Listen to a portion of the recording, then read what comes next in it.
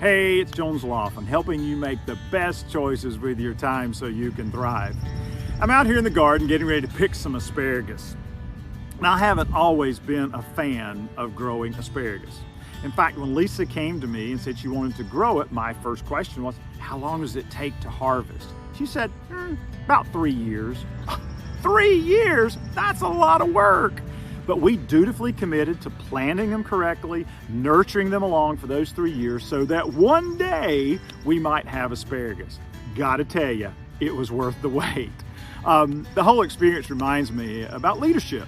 As leaders, it's so easy to be so busy just taking care of the things that you got to take care of today that you don't plant anything for the longer term. And whether it's gardening or leadership, there's 2 laws about the harvest that we cannot violate if we want to be successful in gardening or in leadership. The first one is you got to plant to harvest. You got to be willing to do the hard work. You got to be willing to do some things now to get a payoff later.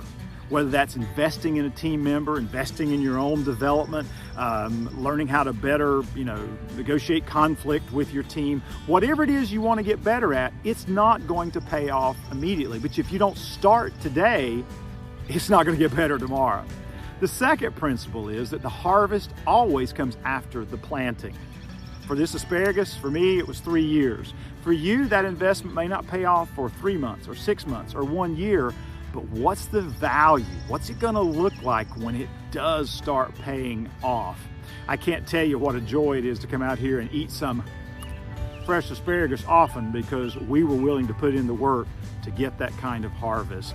This is Jones Loflin. I hope it's a fantastic week for you where you're willing to do the hard work now to get the harvest later for your leadership and for your team. Thanks for spending a few minutes with me today in the Jones Zone.